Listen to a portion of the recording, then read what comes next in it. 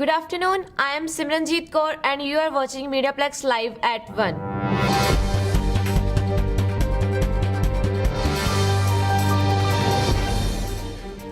Last weekend there was protest by Nigerians against the police brutality in Nigeria at Riverside.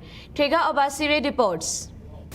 On Saturday, October 24th, Nigerians and allies from all over Windsor gathered at the Riverside to protest the issue of police brutality going on in Nigeria.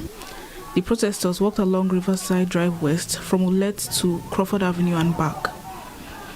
The protest started because the youth of Nigeria became overwhelmed with the extortion and mistreatment from the Special Anti-Robbery Squad, or SARS for short. These protests have been held in other countries and cities, now including the city of Windsor. Raphael Madu, Vice President of the African Students Association at the University of Windsor, talks about why they protest.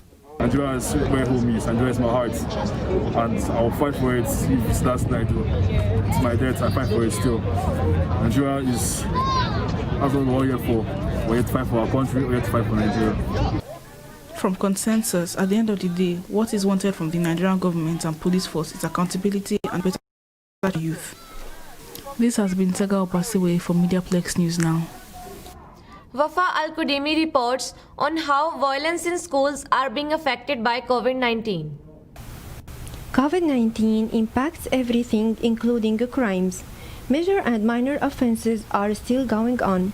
However, statistics show the percentage of many criminal incidents during COVID-19 have dropped. Business owners are reporting different experiences.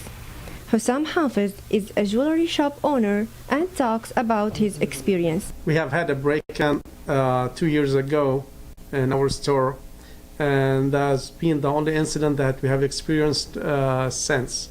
During COVID-19 period until this moment, we haven't experienced any major issue here, and we believe that we have noticed that there is a decrease in the crime rate on Wyandotte Street.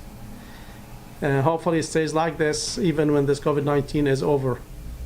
Judy Ali is a grade 12 student and talks about the impact of COVID-19 on the violence in schools. Personally, I think COVID-19 definitely had made an impact on schools, as school violence has been brought down a lot more because each student is working from home and they're not interacting at school with other students, so there's no fights.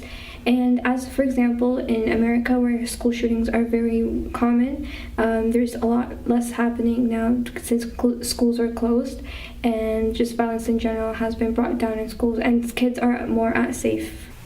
In Windsor, police officers encourage people to report any suspicious activity to protect themselves and others. For MediaPlex News, I am Wafa Al-Qudimi. Turning to weather. Today is going to be clear with a high of 11 degrees. Tomorrow there is a chance of showers with a high of 8. And Friday will be mix of sun and cloud with a high of 7. The countdown to Devil's Night has begun. And Tyler Clapp has a scoop on how much people are spending this Halloween. The amount of money people are spending on Halloween is changing during COVID. Sue Hancock is the manager of Exodus Escape Room, which features a Halloween room. She said the business is doing its best to get customers despite challenges. We want to make sure that the rooms are safe for everyone. I mean, we're locking people in a room together, which isn't very COVID friendly. Thiessen's Apple Orchard in Leamington offers a wide variety of holiday-themed events, including a corn maze, magic show, and haunted barn for young and old alike. Owner Andrew Thiessen says his orchards are providing something different for customers. We've seen more guests come to the farm this year. I think they're looking for outdoor activities and things to do, so we've actually seen an increase in business. Another popular form of Halloween spending lies in haunted houses. We're trending to be just a little bit below what would be a normal year, but we're hoping for bigger and better things as we get closer to Halloween. In short, Halloween spending during COVID-19 is revealing itself to be a mixed bag. Hopefully more treats than tricks. For MediaPlex News, I'm Tyler Clapp. Thanks for tuning in. I am Simranjeet Kaur and you have been watching MediaPlex live at 1.